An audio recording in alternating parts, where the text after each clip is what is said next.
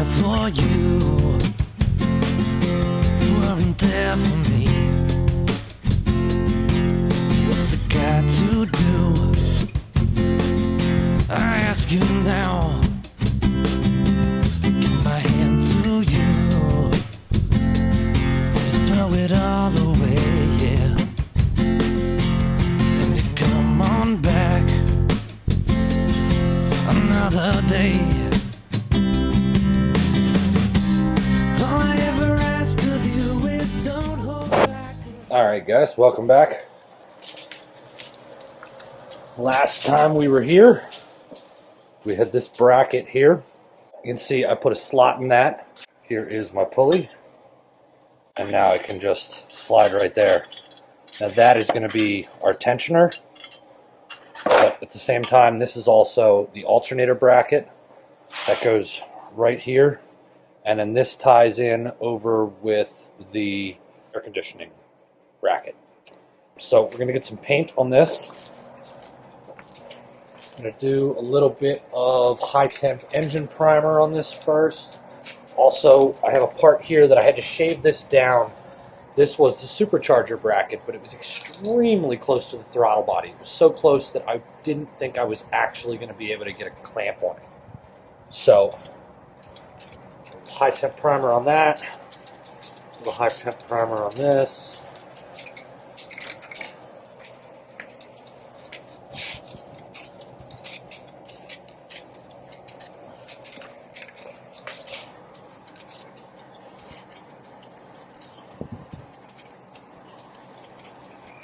Alright, so that's a pretty good looking bracket right there.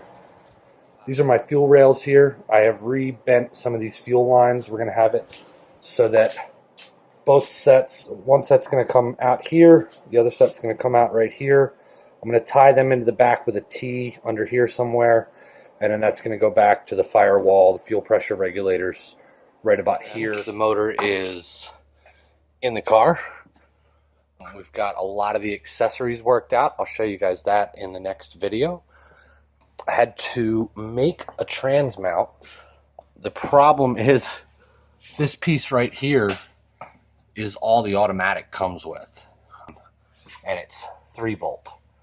The manual one comes with this whole 3-piece with this, and that. And the automatic doesn't come with that. The holes for these are actually plugged. So you have to pull out the plug, but the holes are there. I was actually given the wrong trans mount. They told me it was for an Outback, and I am positive it's for a Legacy because this part right here is actually supposed to mount up inside of here.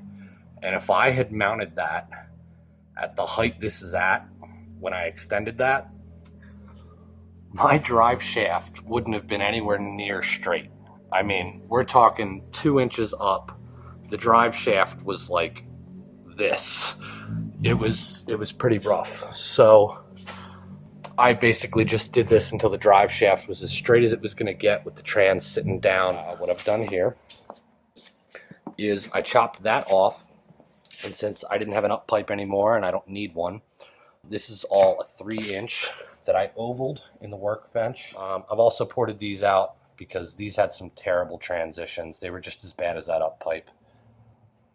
And, you know, now it's actually gasket matched and everything's flared a little. We're getting quite a bit closer here. My checklist is getting a little shorter, but it's also getting longer at the same time because there's things that I kind of have to work around to make things fit now.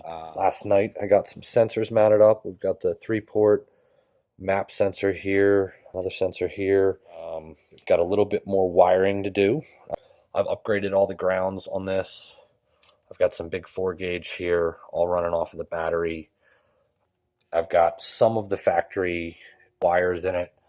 This is actually like a 6-gauge that used to be for the alternator, but I upgraded the alternator to a 4-gauge, and then the alternator had another one that was an 8-gauge, and I upgraded that to the 6 that it used to have.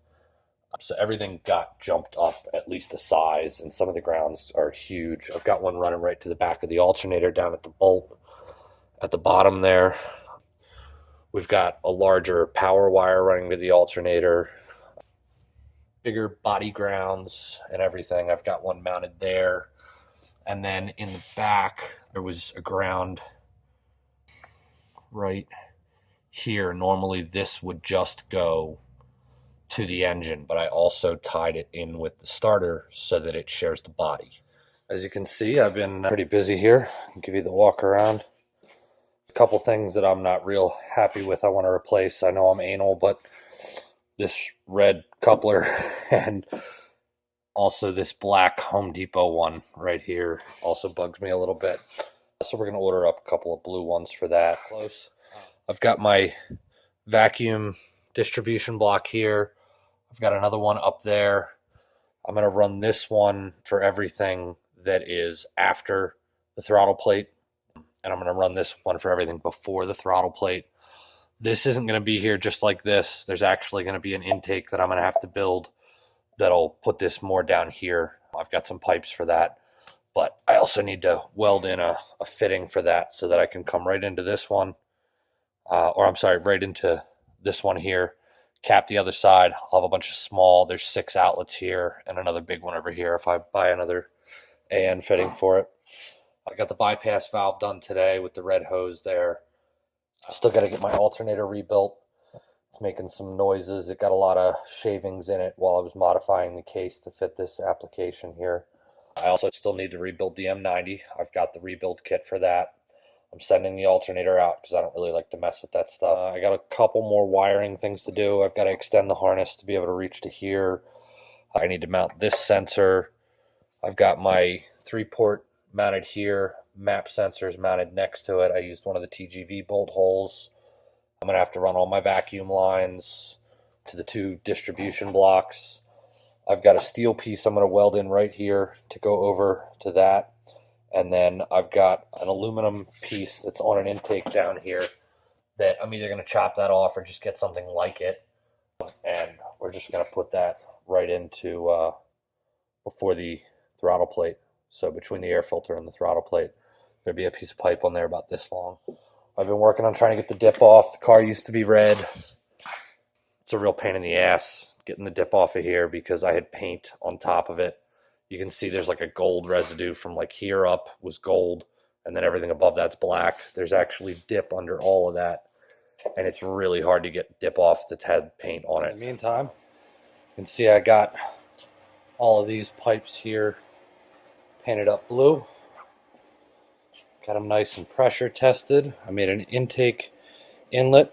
I still need to put a hole on that to put this nipple right here for that's actually for PCV, so we're going to tap that in right about there. We've got one more here from the catch can. I'm actually back there on the heater. I've got a piece getting heated up so that it'll fit over top of this. It's a little on the small side, but once it's on there and clamped, it'll be just fine. I only have so many different size adapters, so sometimes you just have to make something fit, force it on there a little bit. I've got these grommets here that for the pre-throttle body intake, I'm going to drill the hole with the hole saw that these came with. That'll go right in there and slip into the groove. And then these nipples are meant for that. This will get a clamp. We have everything routed out. The only thing that doesn't get run is this. And also, this is my purge valve solenoid. There's normally a valve that goes with that, but I hooked it up the way that Japan does. It seems to work just fine. The car's been like that for a while.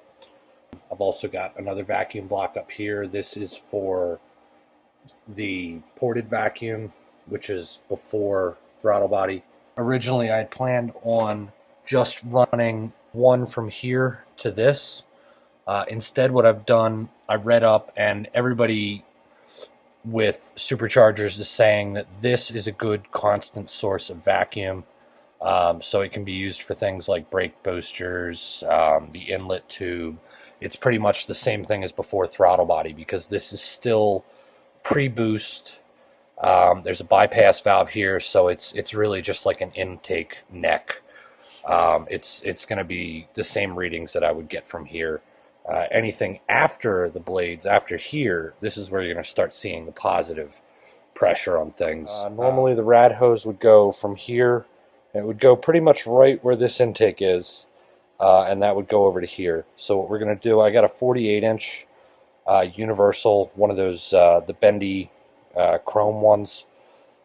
They've got the right radiator neck adapters to go for these, should come with it. I may, for this size, it's a little oddball. It's like a 1.84, and this is like a 1.44. At least that's what my digital gave me. What I'm going to end up doing, we've got some room down here below. I originally thought I might have to run it up and go onto the supercharger and back in. I don't really want to have any water above the alternator. So what we're going to do is we're going to run this down. It's going to go straight down to there. We're going to come down past the fans over here. I've got plenty of room. And then come back up and run it into here. So it's going to be pretty big. That's why I ordered the 48-inch. That's usually, it comes with 4 ends. So it's generally enough to do your upper and lower hose.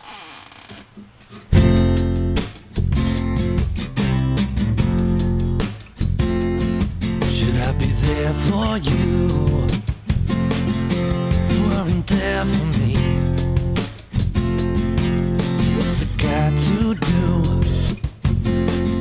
I ask you now. Give my hand to you. Throw it all away, yeah. And you come on back another day. All I ever ask of you is don't hold back a second more. When it all goes down, oh baby, we're both gonna hit the floor. Is it really hard to see the world from high above your throne? The world don't owe you nothing, we won't always throw you bone. Now are you here for me? You wanna be, or are you still messed up inside your head? Give my hand to you,